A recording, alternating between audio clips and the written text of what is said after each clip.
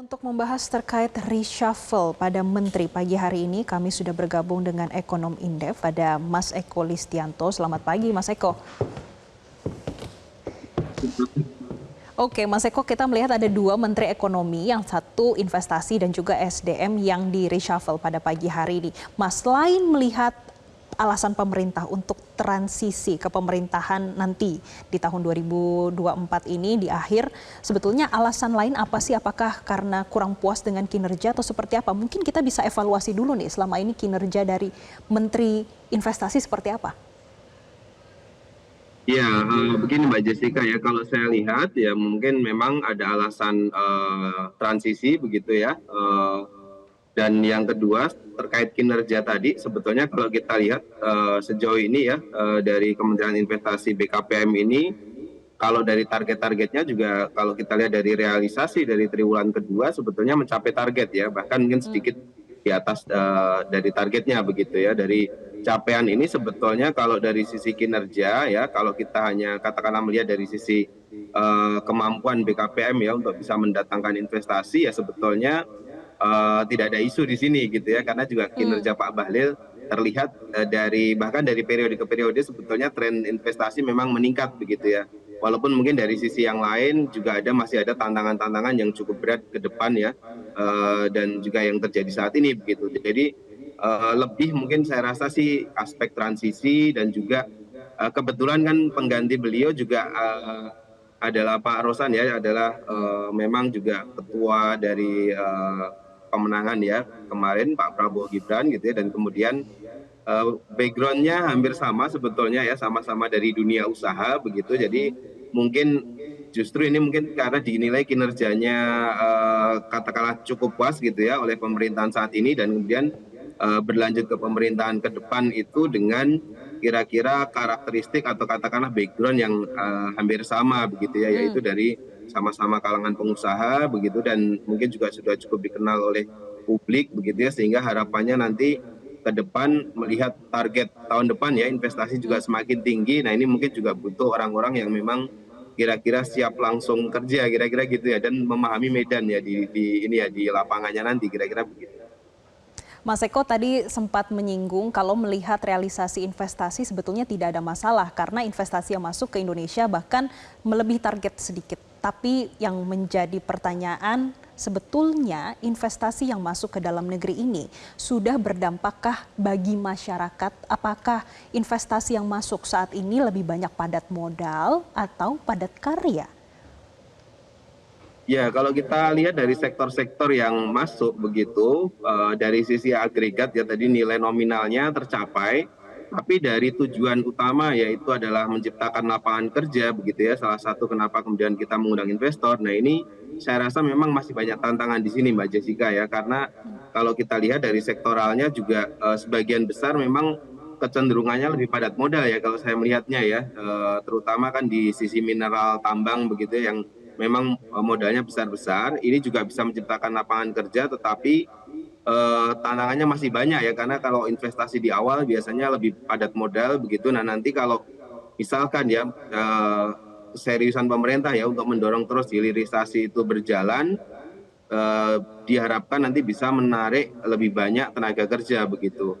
Namun demikian sebetulnya walaupun capaian dari investasi ini memang katakanlah mencapai target, cuma di sisi lain ya, karena ini kan semua tidak hanya katakanlah tugas Kementerian Investasi begitu ya. Di sisi lain seperti kalau kita lihat ya ICOR kita gitu itu sebetulnya kecenderungannya masih tinggi begitu, bahkan cenderung meningkat. Artinya banyak inefisiensi di sini di dalam konteks kita katakanlah mendorong laju perekonomian begitu. Jadi nanti ke depan harapannya ya tidak hanya kita bertumbuh pada Kementerian Investasi ya untuk bisa mengundang investasi, karena kementerian-kementerian lain yang juga punya tupoksi yang spesifik untuk bisa membantu ya menjadi pendukung dari hadirnya investor baik dalam negeri maupun luar negeri, itu juga sangat penting begitu, katakanlah dari sisi energi ya, dari sisi penyediaan lahan begitu ya, kemudian juga dari sisi ketercukupan air dan macam-macam ya yang diperlukan investor gitu, sehingga kesemuanya ini memang harus sejalan begitu ya, termasuk juga birokrasi yang efisien begitu. Dari situ harapannya tidak hanya investasinya meningkat, tapi juga ICOR kita juga bisa kita tekan gitu ya, lebih efisien begitu.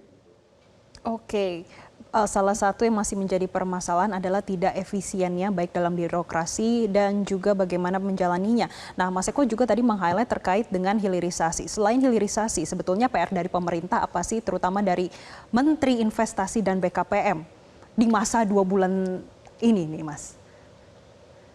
Iya, kalau dalam 2 bulan tentu sulit ya kalau mau melakukan katakanlah akselerasi yang sangat cepat begitu ya. Saya rasa ini 2 bulan ini lebih momentumnya untuk adaptasi dan kemudian eh, ya dugaan saya mungkin juga akan ke periode berikutnya juga begitu ya kalau melihat Menteri Investasi yang baru begitu, sehingga harapannya nanti dengan adaptasi yang cukup itu kemudian nanti bisa mengakselerasi ke depannya begitu ya, katakanlah mungkin di pemerintahan baru begitu. Tapi setidaknya eh, kalau kita lihat ya, kalau dari tadi target investasi semester 1 tercapai. Nah, tentu mempertahankan ya di sisa semester kedua juga bukan tantangan yang mudah begitu Mbak Jessica ya, karena targetnya cukup tinggi juga begitu, disertai dengan situasi kondisi global maupun domestik yang sebetulnya ekonomi kita sedang dalam konteks agak sedikit melambat begitu ya. Kalau global lebih signifikan lagi perlambatannya begitu, sehingga mendorong investasi dengan target yang lebih tinggi dalam situasi ekonomi kecenderungannya melambat ini tentu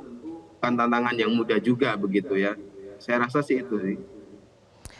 Mas Eko, kalau dari sisi proyek-proyek di dalam negeri, apa sih yang perlu dikawal selain tadi hilirisasi?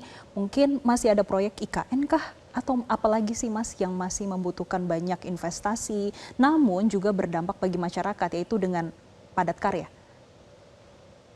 Iya, nah saya mau nyinggung itu padat karya. Nah, salah satu padat karya yang cepat untuk menghasilkan kemampuan untuk menyerap tenaga kerja sebanyak-banyaknya itu adalah mendorong sektor UMKM ya. Ini juga bagian dari amanahnya Kementerian Investasi begitu. Jadi saya rasa mungkin salah satu yang bisa menjadi salah satu akseleran ya dalam konteks penciptaan lapangan kerja ke depan adalah bagaimana memastikan pemerintah gitu ya, salah satunya melalui Kementerian Investasi benar-benar bisa memberikan dukungan begitu ya, dan juga kemudahan berusaha bagi UMKM begitu ya, dalam banyak aspek ya, legalisasi mereka ya, legalitas, kemudian juga nanti bekerja sama dengan kementerian lain pada aspek permodalan, akses pasar mungkin juga perlu gitu ya dengan Kementerian Perdagangan, terus kemudian masuk ke dalam supply chain ya global begitu, bagaimana mendorong UMKM ke arah situ itu juga perlu dukungan begitu. Jadi sebetulnya banyak yang bisa dikreasikan, terutama kalau kita bicara soal tenaga kerja memang arahkan juga begitu ya, melakukan katakanlah sentuhan-sentuhan kebijakan begitu kepada investasi kelas level menengah lah ya, menengah ke Oke. kecil gitu ya, atau UMKM ini begitu Mbak Jessica. Saya rasa kalau itu lebih diseriusi, saya rasa mungkin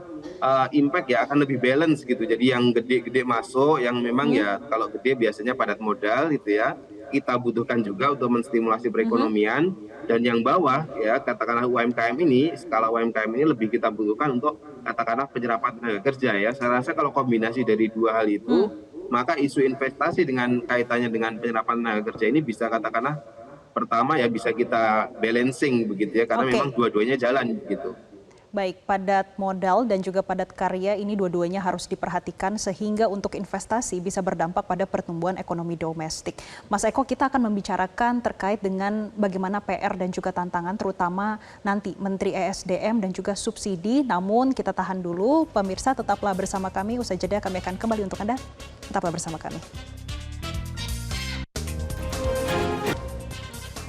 Pemirsa, pemerintah menetapkan anggaran subsidi energi dalam RAPBN 2025 sebesar 204,5 triliun rupiah, naik dari perkiraan tahun anggaran 2024 yang ditetapkan 192,75 triliun rupiah.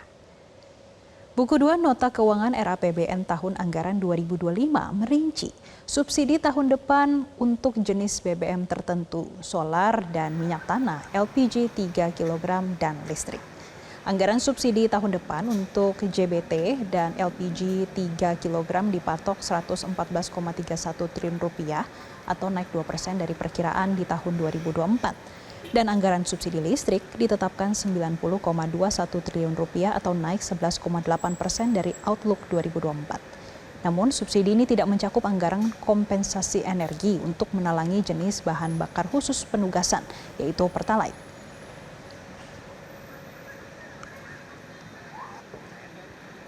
Benarkah kenaikan anggaran subsidi ini tidak sejalan dengan komitmen pemerintah untuk mengurangi konsumsi BBM bersubsidi dan agar subsidi tepat sasaran? Dan untuk membahasnya kami akan kembali bergabung dengan ekonom Indef, Mas Eko Listianto. Mas Eko, kalau kita lihat sudah ada dari RAPBN 2025 untuk subsidi dan kompensasi dalam RAPBN ini 525 triliun rupiah. Artinya naik 21,75% kalau dibandingkan 2024. Dan khusus energi dan kompensasi senilai 394,3 triliun, naiknya 17,8%, ini hampir 20%. Sebetulnya apa sih alasan pemerintah harus menaikkan anggaran atau alokasi di tahun 2025? Apakah benar-benar melihat daya beli masyarakat saat ini menurun?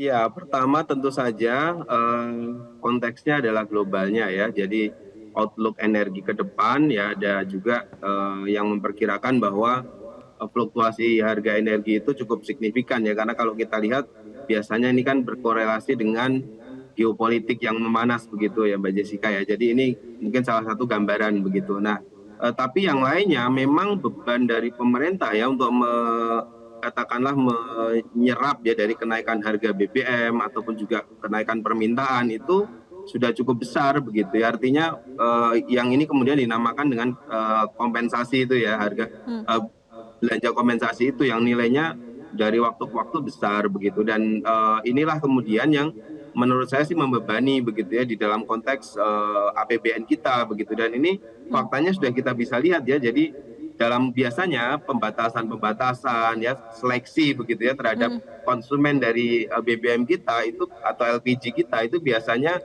kebijakan itu lebih banyak terjadi ketika harga minyak itu cenderung tinggi begitu ya, katakanlah tembus 100 US per barrel gitu ya. Tapi pada kondisi hari ini ketika asumsi harga minyak itu sesuai ya dengan katakanlah harga yang terjadi di pasar, itu pun berbagai pembatasan dilakukan begitu.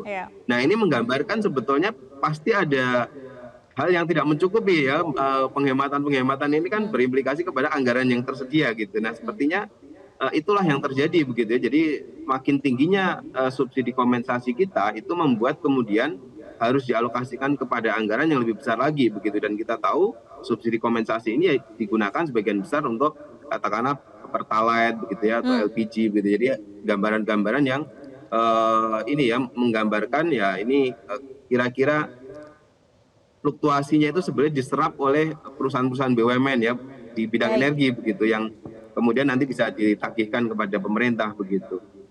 Mas Eko, hari ini kan sudah ada reshuffle dan Menteri ESDM sudah berganti menjadi Bahlil Lahadalia. Di dalam 2 bulan terakhir dan juga melihat RAPBN tahun 2025, apakah mungkin akan ada revisi dari Perpres 191 tahun 2014, terutama terkait dengan Pertalite dan pembatasan-pembatasannya, Mas? Ya, kalau dari aspek ininya ya, karena hanya tinggal 2 bulan ya, saya rasa sih perkiraan saya mungkin akan mencoba untuk tidak membuat fluktuasi-fluktuasi baru atau katakanlah isu-isu yang ini kan cukup sensitif sebetulnya begitu ya terkait dengan BBM ini begitu. Jadi dugaan saya sih kemungkinan kalau dalam aspek konteks harga yang diterima oleh konsumen itu kemungkinan akan dipertahankan ya, walaupun mungkin ada konsekuensi dari tadi biaya kompensasi yang memang harus ditanggung pemerintah menjadi lebih besar begitu. Tapi kalau kita lihat sebetulnya kan harga minyak sampai sejauh ini relatif stabil ya. Jadi 2 bulan tentu dugaan saya juga tidak banyak perubahan yang bisa dilakukan katakanlah dalam konteks menata energi kita begitu ya. Tapi ya setidaknya mungkin itu adalah masa adaptasi juga begitu ya. Saya kurang tahu juga kalau misalkan nanti berlanjut kepada pemerintahan selanjutnya kan mungkin 2 bulan itu sudah merupakan proses adjustment yang cukup begitu ya bagi seorang menteri ya yang kemudian juga berlatar belakang kemudian juga cukup paham begitu dengan situasi energi ya dan berbagai macam aspek-aspek yang melingkupinya begitu. Jadi mungkin ini lebih memang fase-fase transisi ya reshuffle yang katakanlah terjadi hanya dalam tinggal 2 bulan pemerintahan ini begitu, Mbak. Mas Eko, memang selain terkait dengan subsidi yang harus tepat sasaran, apa sih yang harus di-highlight dari Kementerian ESDM? Dan ini harus menjadi perhatian dari pemerintah. Ya, tantangan terbesar kita selalu menetapkan lifting minyak kita itu cukup tinggi ya. Sebenarnya nggak terlalu tinggi sih gitu ya, tapi sering tidak tercapai begitu ya, termasuk yang Terlalu tahun ini optimis ya. begitu Mas Eko? Iya, terlalu optimis benar gitu. Padahal tidak ada katakanlah misalkan ya kilang-kilang baru yang bisa katakanlah bisa mengakselerasi produksi minyak kita begitu. Nah, bagaimana kemudian nanti menteri yang baru ini gitu ya, tentu 2 bulan kalau sampai sejauh itu mungkin agak susah, tapi nanti ke depannya begitu ya, setidaknya menyiapkan dasaran begitu ya untuk ke depannya bagaimana bisa mengakselerasi dari lifting minyak kita gitu yang dari tahun ke tahun semakin turun dan itu kemudian membuat ya berbagai macam pembengkakan di anggaran ya terutama tadi di subsidi energi ataupun kompensasi dari energi begitu Mbak. Oke, baik. Terima kasih Mas Eko Listianto selaku Ekonom Indef sudah memberikan insight-nya pada pagi hari ini terkait dengan reshuffle Menteri Investasi dan juga SDM. Terima kasih Mas Eko.